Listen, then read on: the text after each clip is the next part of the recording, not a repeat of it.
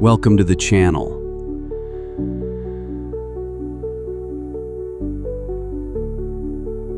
Today, we begin a journey unlike any other. The story of beginnings. This is Genesis, the first book of the Bible. It is not just a record of ancient events, but a story about where everything came from: the heavens, the earth, life, and us. Before we start, remember to subscribe, like, and share this series. Each episode will take you deeper into the most ancient narrative known to humanity. Now, imagine nothing. No time. No sound. No form. Only the deep silence of eternity. And then words.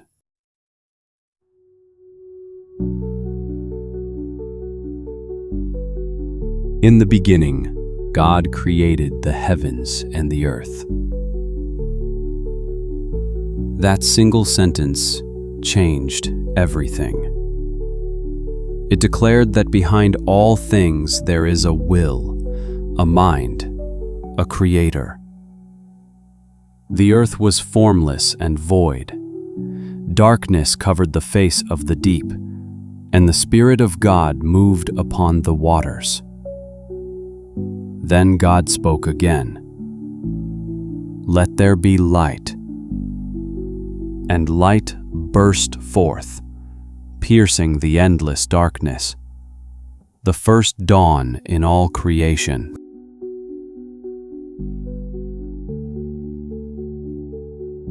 God saw the light, and it was good. He separated the light from the darkness.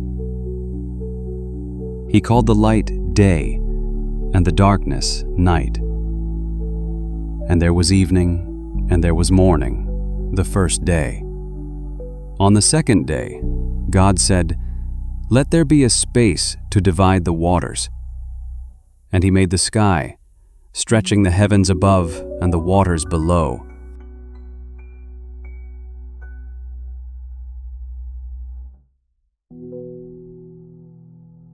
On the third day, he gathered the waters under the sky into one place, and dry ground appeared. He called the dry ground earth, and the gathered waters seas. Then he said, "Let the earth bring forth vegetation, plants yielding seed, and trees bearing fruit." And the earth obeyed. Green spread across the land. Life appeared. God saw that it was good.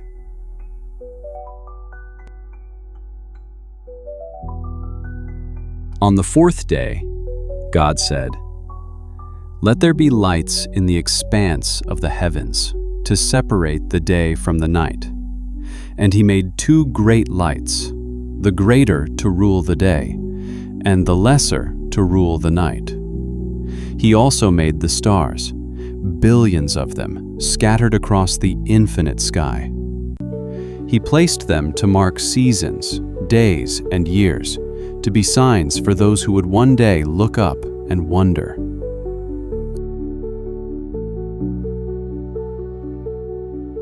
On the fifth day, God filled the waters with living creatures and the air with birds. Whales moved through the oceans. Eagles soared above the clouds. And God blessed them, saying, "Be fruitful and multiply." On the sixth day, he said, "Let the earth bring forth living creatures according to their kinds." And the beasts of the field appeared: lions, cattle, insects, and all that moves on the ground. Then God said, "Let us make man in our image, after our likeness." He formed man from the dust of the earth.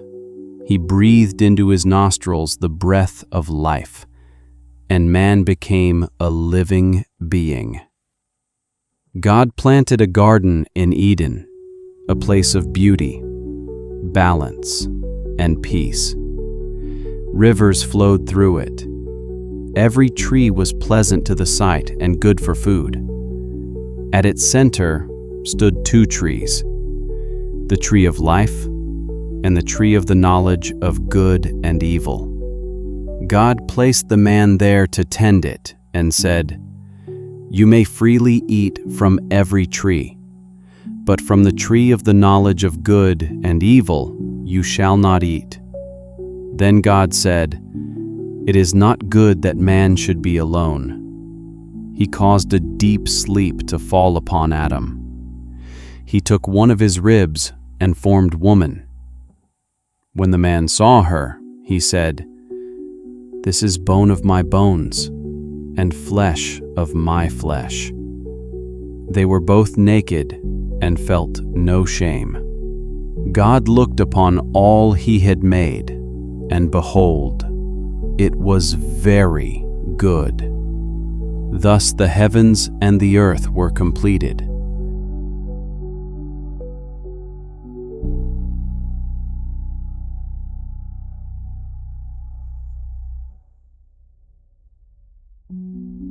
On the seventh day, God rested from all his work. He blessed the seventh day and made it holy. That was the beginning, the first light, the first breath, the first peace.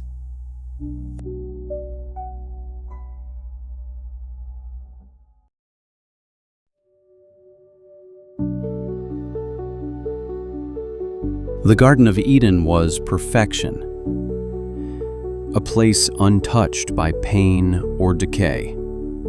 The air was pure, the rivers clear, and every living thing moved in harmony.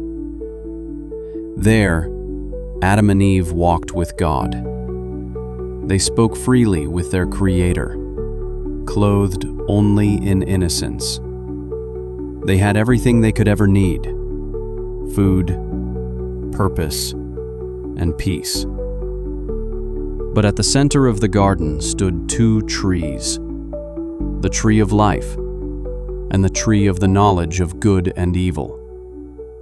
God had given one command: "You may eat from every tree in the garden, but from the tree of the knowledge of good and evil you shall not eat. For on the day you eat from it, you will surely die." For a time, they obeyed. They trusted God's word. They lived in light, unaware of darkness. But one day, a creature entered the garden, a serpent. It was subtle, cunning, and spoke with a quiet, knowing tone.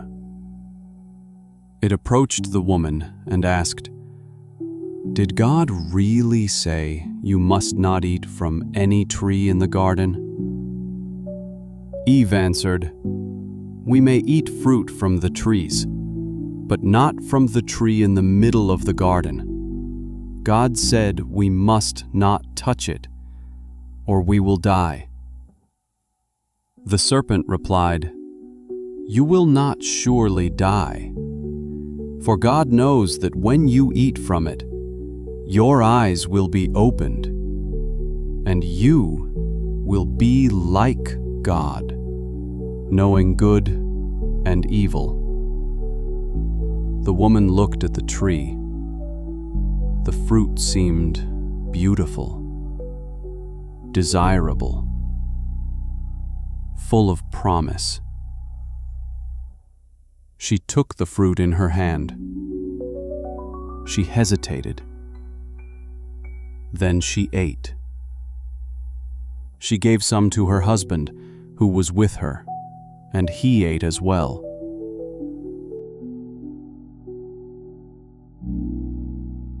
In that instant, their eyes were opened. But what they saw was not glory. It was shame. They realized they were naked. They sewed fig leaves together to cover themselves. The first act of fear, the first attempt to hide from truth. Then they heard it, the sound of God walking in the garden in the cool of the day. They hid among the trees. God called to the man, "Where are you?" Adam replied, "I heard you in the garden, and I was afraid, because I was naked, so I hid." God said, "Who told you that you were naked? Have you eaten from the tree I commanded you not to eat?" The man said, "The woman you gave me, she gave me the fruit, and I ate."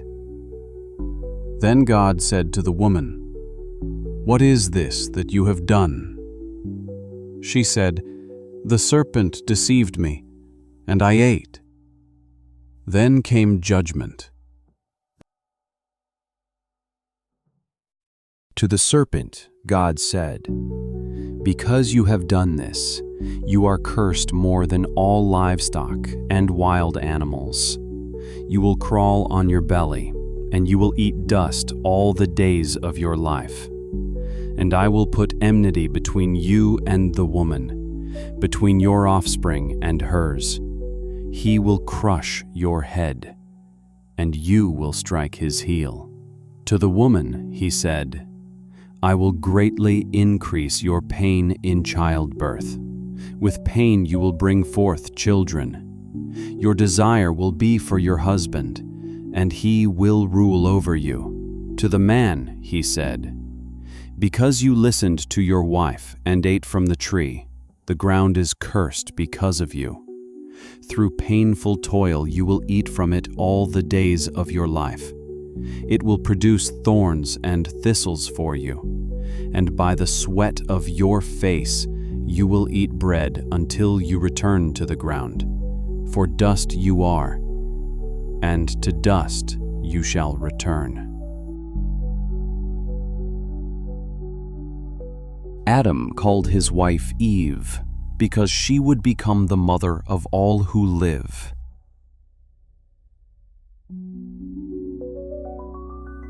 Then God made garments of skin and clothed them, a symbol of mercy, even in judgment, a sign that innocence had been replaced by sacrifice.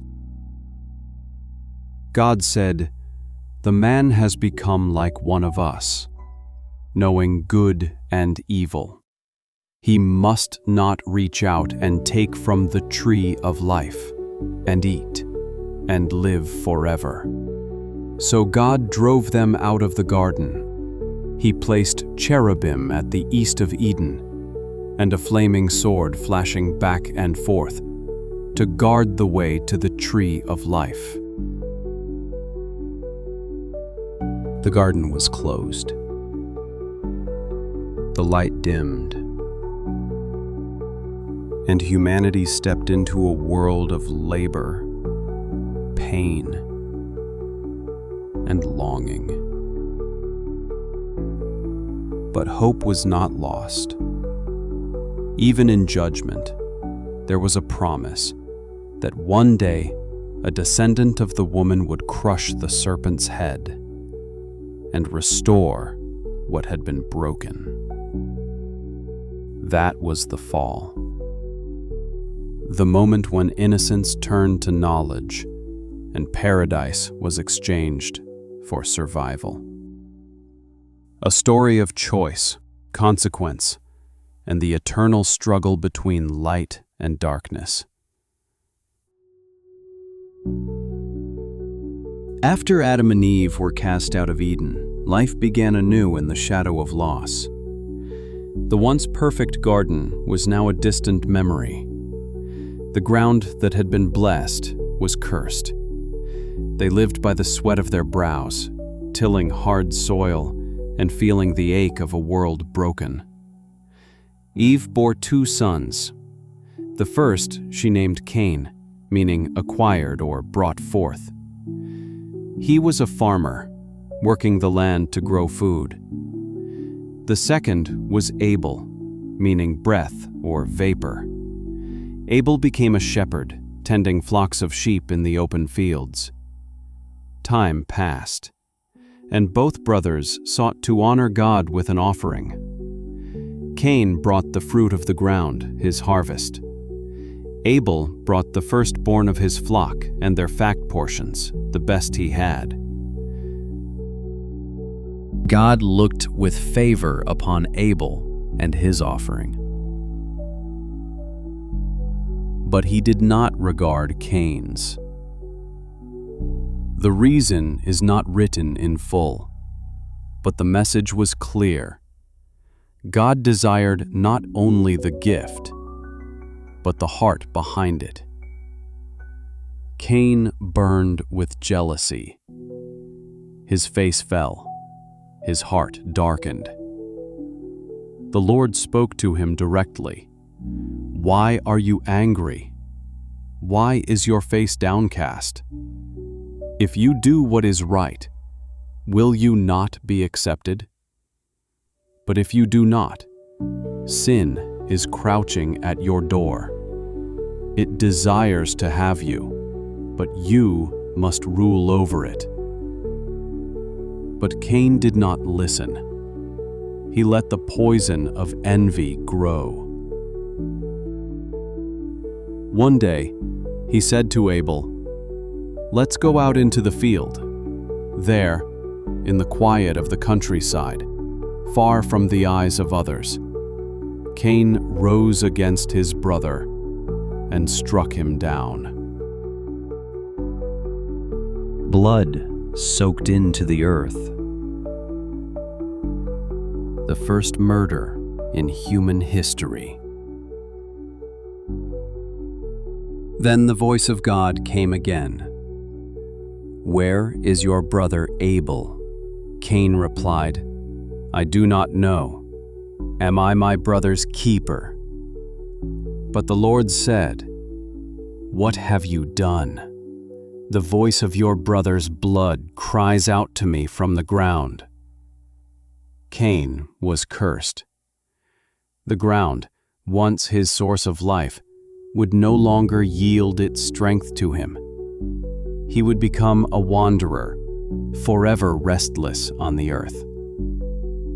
Cain cried out, "My punishment is greater than I can bear.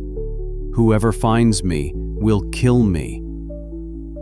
But God, even in judgment, showed mercy. He placed a mark upon Cain, a sign that no one should harm him.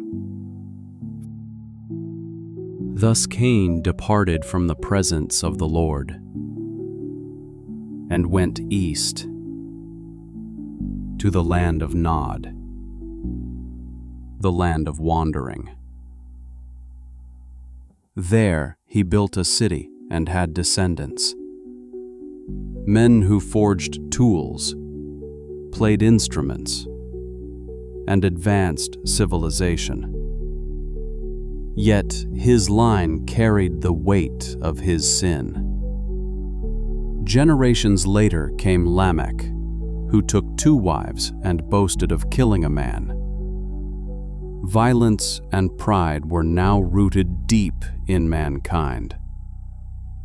Meanwhile, Adam and Eve bore another son, Seth, meaning appointed. For, as Eve said, "God has appointed me another offspring instead of Abel, for Cain killed him." Through Seth's line, men began once again to call on the name of the Lord. Hope flickered in the growing darkness.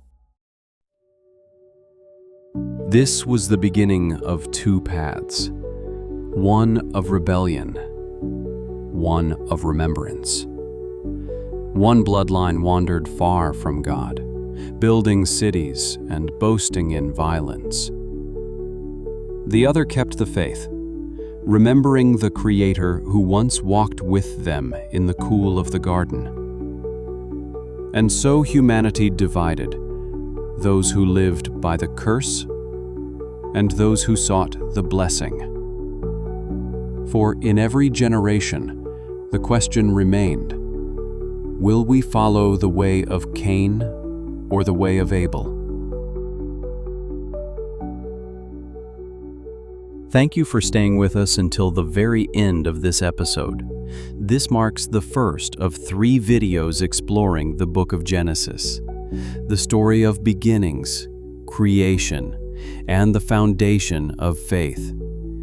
If you enjoyed this journey through Genesis, we invite you to subscribe to our channel. Give this video a like and share it with your family so that the word of the Lord can reach more people. May these ancient words inspire reflection, hope, and a deeper understanding of the beginning. Amen.